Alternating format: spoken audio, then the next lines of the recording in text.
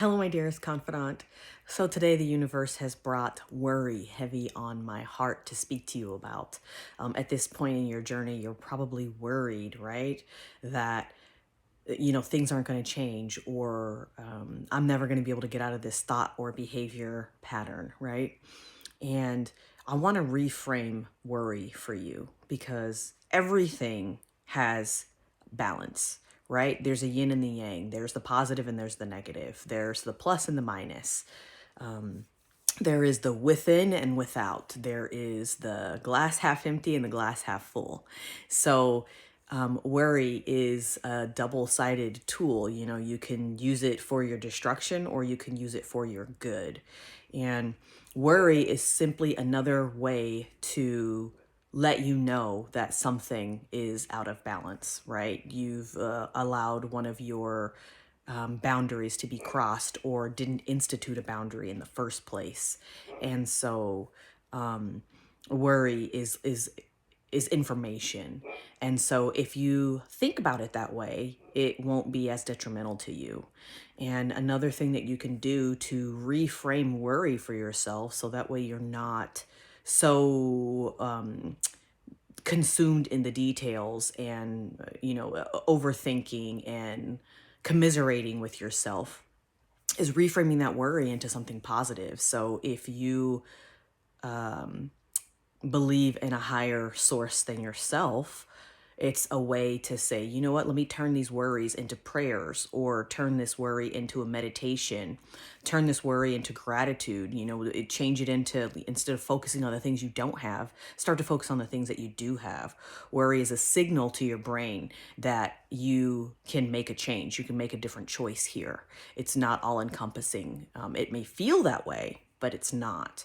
And so worry can be used to remind you that it's time for you to pray or it's time for you to say affirmations or set intentions or meditate, like I said earlier. And so it can be used in a very myriad of ways. It doesn't have to be always framed as something negative. If you're worried about a conversation that you're going to have a hard conversation with somebody, now's the time for you to write some stuff down that you really feel is important for you to get across and maybe even read that to that person instead of trying to remember it in your brain, right? Worry about an upcoming event, well, write out the positive and the negatives, or just go in with that faith that you can do it. Simple, fast story for me, real quickly. Last year, a friend had asked me to go skydiving with her, and it was never something that I wanted to do. I didn't understand jumping out of a plane at any point, whether the plane was good or bad. Like, I don't know about this jumping out of the plane business. And so it was never something that I needed to experience in my life. But my friend was like, I want to do this for my birthday. I'm going to pay for it. Let's just go. And I had been at the time looking for an opportunity to do something challenging and different for myself. And the universe brought this to me, right? I never told anyone that. It just happened. And so I knew it was something that I needed to pursue. So I said yes. And, she asked me like, I don't know, 2 months in advance, right? And so we set the date and the time and all of that stuff. And I was supposed to meet her in some place that I had to drive an hour to get to. And so, it wasn't like, bam, I'm here, I'm doing this. It was like there was a lot of time involved for me to worry about it, for me to think about it, and for me to overanalyze it, and for me to back out. And instead, I was like, you know what, universe, I'm trusting that you have me and that this is something that I'm meant to experience. And I never worried. Not one time. I gave that over to faith.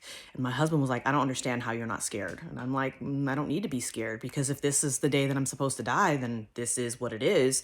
And if it's not, it's a day that I'm supposed to experience something that's challenging to me and that's going to help me grow. And I went into that all the way up to the moment that I was jumping out of the plane. I think I may have thought this was probably a mistake once I sat down on the plane and it took off. But I reminded myself that worry came in, right? And I reminded myself, no, the universe has got me no matter what happens. And so it's funny because I guess people usually have nerves. I don't know because I've never done it before. And the instructor that was strapped to me was like, "You're not worried?" And I was like, "No." And he's like, "Well, you're making me nervous, you not being worried." And I'm like, "You know what you're doing, right? Like, what, what is there to be nervous about?" And so we did it, and it was an amazing experience. Will I do it again? Nah, been there, done that. It's not something that I need to thrill seek and do again, but it was an amazing experience, and I'm glad that my friend allowed me to experience that with her. Um, Meanwhile, she was pretty scared. But she did it anyway, and so I commend her for that. That was very powerful and freeing for her, and I'm glad that I was able to share that with her. But anyways, to get back to the topic of discussion, worry can be reframed. You can reframe your worry. Reframe your worry today. Make it something positive for you. It is crucial because it is a tool that your body and your mind and your soul is telling you to help you get back on track. And if you think about worry that way, then you take back worry's power over you, and now you can use it for your good. I love you, my dearest confidant. Until next time.